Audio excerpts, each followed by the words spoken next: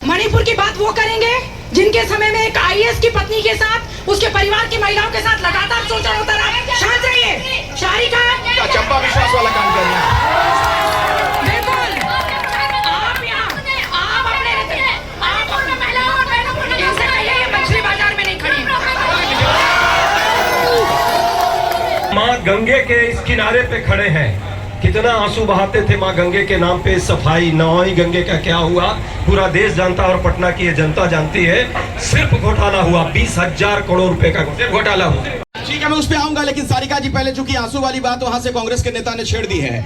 जब प्रधानमंत्री मोदी पर निजी हमला किया गया, उनकी मजाक उड़ाने की कोशिश की गई विपक्ष के नेताओं की तरफ से, मैं पूर्व के चुनावों की बात कर रहा हूं, वो महंगा पड़ गया। इस बार कहीं ऐसा ना हो जाए आंसू पर सवाल खड़े कर रहे हैं आप लोग।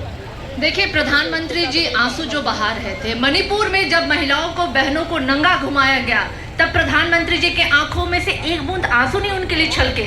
जब महिला खिलाड़ियों को इनके सांसदों के द्वारा उनको सेक्सुअली हरास किया जा रहा था, मोलेस्ट किया जा रहा था, तब प्रधानमंत्री जी के एक बूंद आंसू नहीं निकले।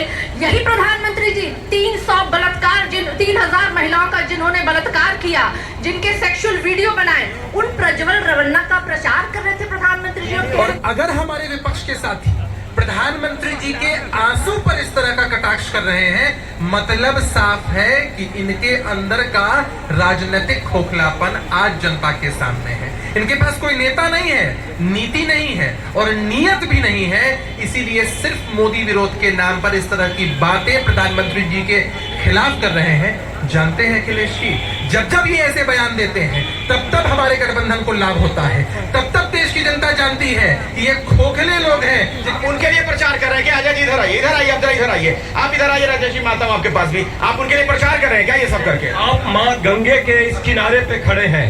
कितना आंसू बहाते थे माँ गंगे के नाम पे सफाई। नमामि गंगे का क्या हुआ पूरा देश जानता और पटना की ये जनता जानती है। सिर्फ घोटाला हुआ 20,000 करोड़ रुपए का घोटाला हुआ। देखिए, अजय जी बिहार से ताल्लुक रखते हैं, हम सब लोग बिहार के। अजय जी को भी याद होगा कि ये सब जो इलाका था 2005 से पहले एनडीए की सत्ता नहीं हुआ करती थी, यहाँ कोई आ नहीं सकता था।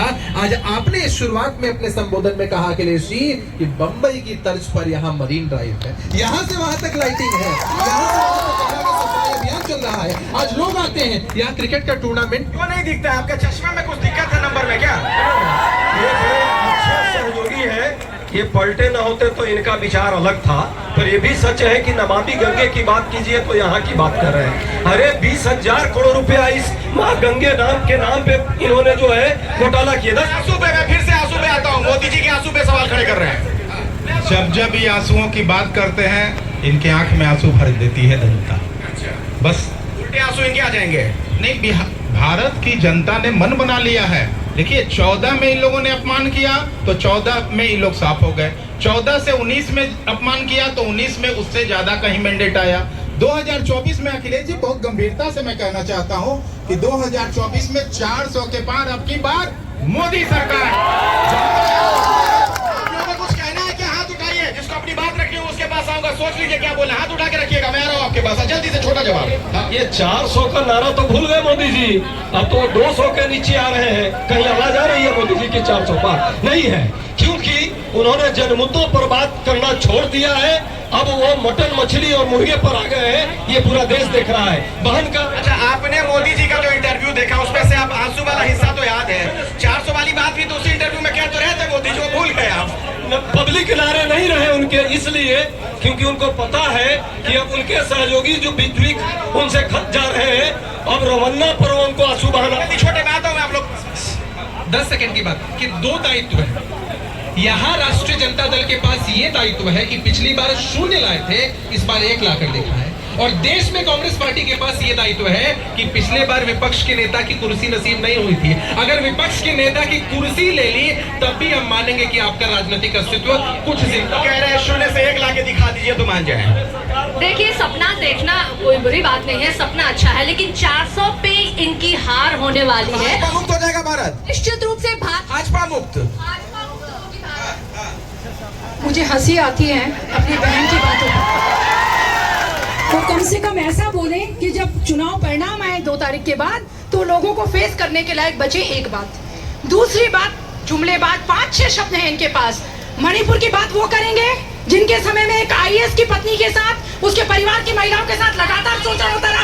शांत रहिए। शारिका क्या चंपा विश्वास वाला काम कर रहा है? बिल्कुल।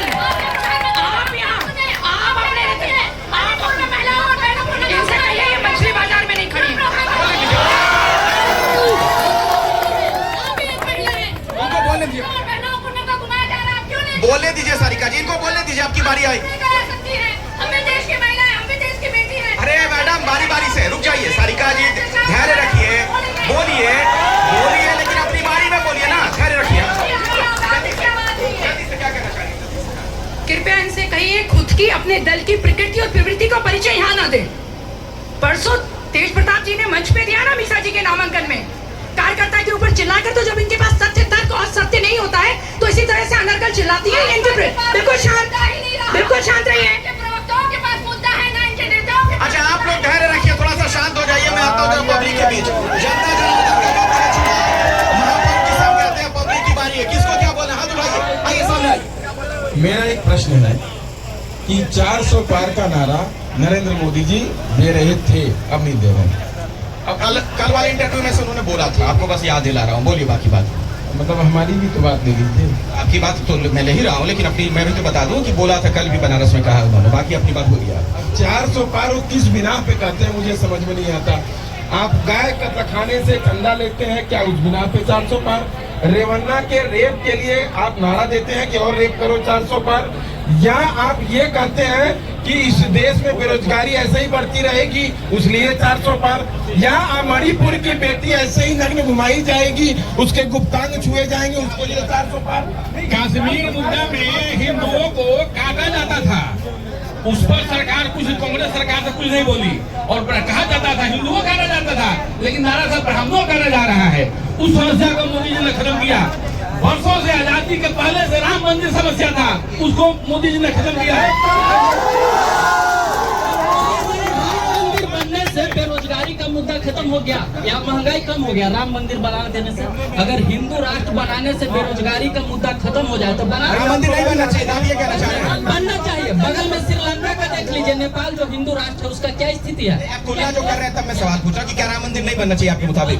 बनना चाहिए, लेकिन आस्था के नाम पे राजनीति नहीं होना चाहिए। युवाओं को रोजगार दीजिए। देखिए ये जो लोग जो है, ये लोग, मुझे एक बात समझ में नहीं आता है, जो लोग बार बार टारगेट करते हैं राम मंदिर को, धर्म को, पाकिस्तान को, आतंकवाद को, और उसको टारगेट करके बार बार ले आते हैं बेरोजगारी को। बेरोजगारी पहले भी थी 2014, सुनिए यही दिक्कत है। इन लोग के साथ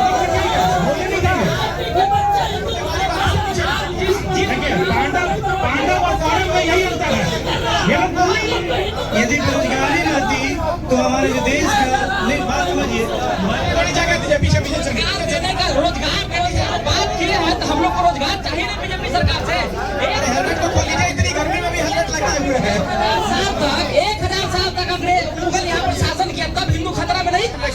हम लोग जिए ना, है ना यहाँ, तो आज 10 साल के शासन में हिंदू खतरा में आ गया है।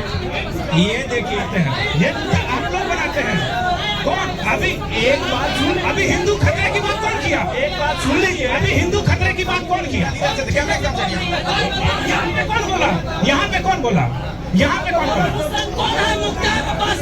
राम मंदिर बनने से कितने लोगों का रोजगार बढ़ा इनको पता नहीं, और कितने लोगों का घर बना ये पता नहीं है। इनको केवल राम को टारगेट करना।